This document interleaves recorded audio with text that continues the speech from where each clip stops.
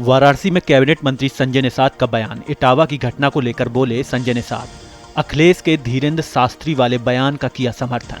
कुछ कथावाचक बहुत महंगे, धर्म तो फ्री में होना चाहिए। हिंदू धर्म में बोलने, कथा कहने का सबको अधिकार।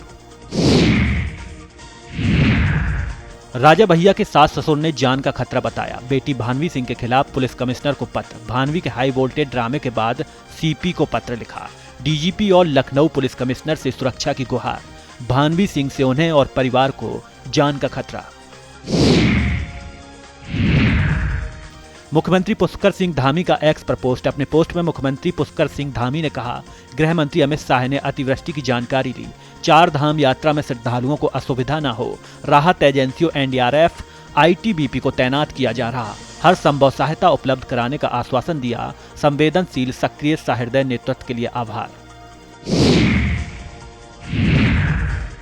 यूपी इंटरनेशनल ट्रेड शो के लिए रोड शो का आयोजन। मुख्य अतिथि रहे यूपी के मंत्री राकेश सचान। मंत्री राकेश सचान ने कहा, यह पहला रोड शो जिसमें एनसीआर के उद्यमी मौजूद। यूपी तीसरा संस्करण कराने वाला प्रदेश। सबसे ज्यादा रोजगार कृषि के बाद एमएसएमई में यूपी का उदाहरण पूरे देश में दिया जाता है। लखीमपुर में गरीब मजदूर को मिली 10 करोड़ की नोटिस। इनकम टैक्स की तरफ से 10 करोड़ की नोटिस। 10 करोड़ रुपए से ज्यादा की नोटिस आने से हड़कंप। सईद मजदूरी करके परिवार का पालन पोषण करते हैं। 2021-22 में किसी फर्म की तरफ से ट्रांजैक्शन पर नोटिस। किसी फर्म की तरफ से 10 करोड़ के ट्रांजैक्शन पर नोटिस। मजदूरी करने वाले सईद का कोई कारोबार भी नहीं है। आज से दिल्ली में आरएसएस की बड़ी बैठक। 3 दिन तक चलेगी प्रांत प्रचारकों की बैठक। बैठक में संघ के बड़े पदाधिकारी होंगे शामिल। आरएसएस के सभी प्रांत प्रचारक मौजूद रहेंगे। देश दुनिया के अहम मुद्दों पर होगी चर्चा। लखनऊ में सीएम योगी का संबोधन। सीएम योगी ने कहा, यूपी में तेजी से एक्सपोर्ट बढ़ा। किसानों में सरकार के प्रति विश्वास बढ़ा। किसान तकनीक का प्रयोग कर आगे बढ़ रहे। तकनीक से बेहतर प्रोडक्ट मिल रहा। निर्यात में हम लोग सब्सिडी दे रहे हैं। एक्सपोर्ट से किसानों को लाभ मिल रहा। एक पेड़ मां के नाम जरूर लगाएं। प्रयागराज में शाही ईदगाह पर इलाहाबाद हाईकोर्ट का बड़ा फैसला। हिंदू पक्ष की अर्जी को हाई कोर्ट ने किया खारिज। मस्जिद को विवादित ढांचा घोषित करने से इनकार। विवादित ढांचा घोषित करने की थी मांग। हिंदू पक्ष की 18 याचिकाओं पर जारी है सुनवाई। जस्टिस राम मनोहर नारायण मिश्र की सिंगल बेंच में सुनवाई। मुनाफे के लिए लोगों की जिंदगी से खिलवाड़। दिल्ली बिहार से ऑक्सीटोसिन इंजेक्शन की तस्करी। 20 रुपए में 100 ml खरीद कर 200 रुपए में बिक्री।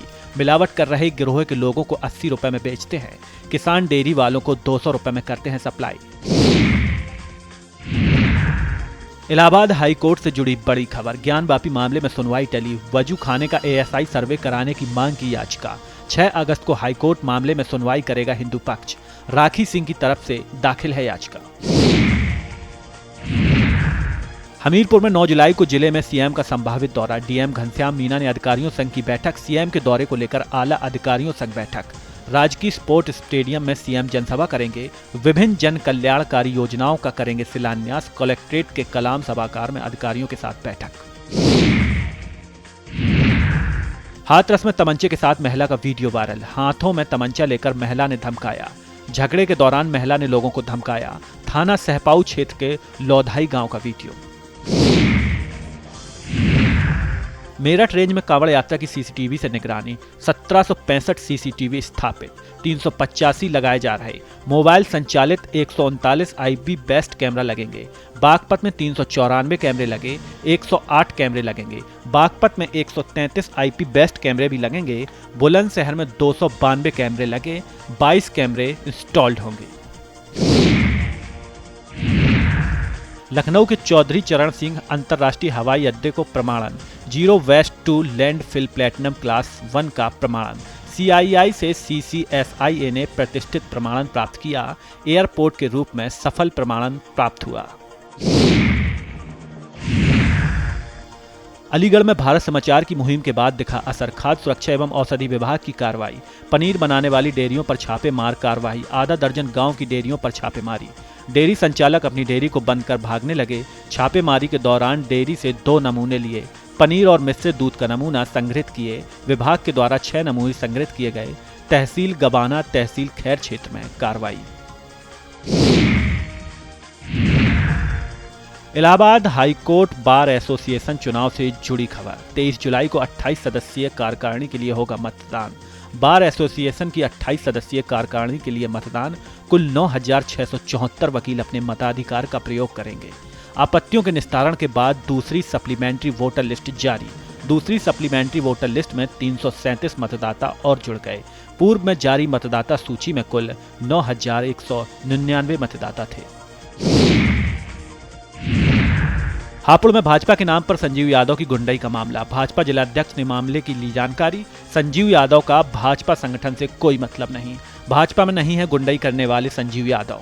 संजीव पर जमीन के नाम पर 34 लाख की ठगी का आरोप। लग्जरी गाड़ियों से अवैध तमंचे रखकर घूमता था संजीव।